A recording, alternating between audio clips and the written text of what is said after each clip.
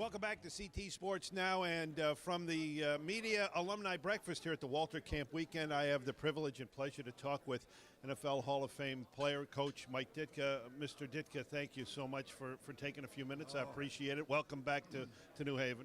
My pleasure. Yeah, I've been here a few times. I mean, it was strange, and I'm trying to figure out why I was here so much, but I remembered everything when we came in, so I must have been here a little bit more than I thought. Well, what sticks out in your memory? I go back and think, and I used to land in New Haven and go to Bristol when I was working with ESPN, and then instead of landing, then I started landing in Hartford and going. Oh, okay. So that's what it was. Oh, okay. So nothing about the week. I don't remember anything, but I do remember that. And why did you want to come to this event today? I know you're being honored, but what does it mean, and why are you here?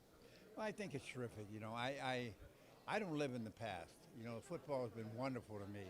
I owe my whole life to football, but I don't live in the past. That's part of my past.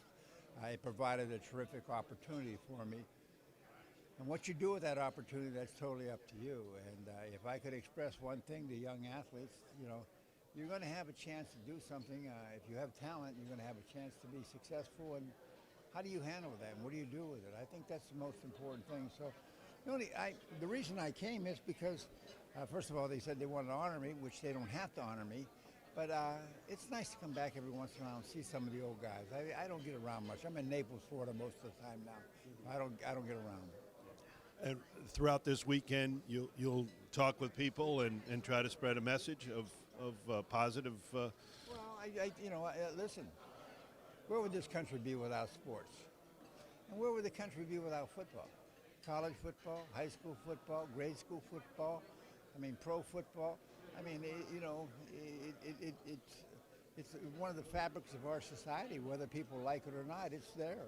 It's going to be there. It's like they say baseball is the American pastime. It probably is, but football is pretty darn close. And basketball is getting close, too. It's true. With all of that you just said, are you concerned at all with the future with head injuries and the concern for player safety nowadays that's more prevalent than ever? It's a big concern because people are bigger, faster, and stronger. And the collisions are a lot greater than they were 50 years ago, 40 years ago. So how do you deal with that? You know, probably the best piece of equipment the player wears is a helmet. But that doesn't matter because when you get contact helmet to helmet, your brain rattles around in your head and you get bleeding and bruising, and that's where a lot of this comes from. Well, I appreciate you taking time. I hope you have a wonderful weekend. Anything you want to do or see in particular? Nope. I'm just glad to be here. Thank you. We're glad you're here, too. Mike Ditka. We'll turn it over now to Noah with another guest. We are here with NFL great Morten Anderson. In my book, the best kicker in NFL history, Morten. There's a lot of good ones out there right now kicking and making a name for themselves, but I felt pretty good about what I did for 25 years, and I appreciate you saying that. 25 years in the NFL, that's tremendous, but you're still going at it. You have a foundation, a charity foundation, and I want to get in a second what you did for the Walter Camp Football Foundation here, but tell us a little about your foundation. We raise money. My wife and I started Morten Anderson Family Foundation in 2009, and just with the simple premise of giving back to the community. We have identified a couple of groups that we're targeting, specifically prevention of obesity, quality of life programs for youth and children, boys and girls clubs, things of that nature, athletic programs, and also our special ops guys, our special ops military guys and their families. And so we host events throughout the year in Atlanta and other places. We raise money and we give it away. So. And you gave some away today, a $10,000 check to the Walter Camp Football Foundation.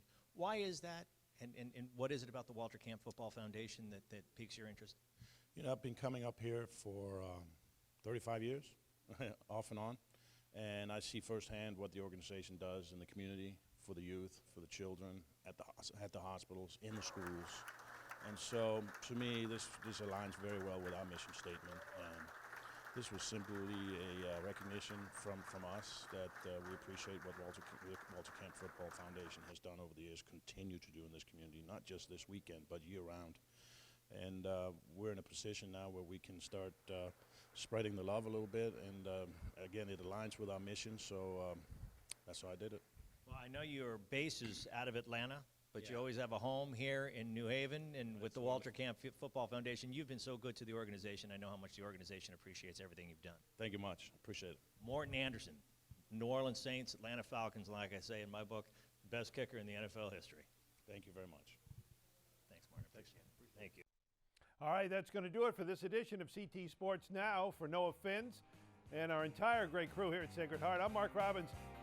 So long until next time, and enjoy Connecticut, everybody.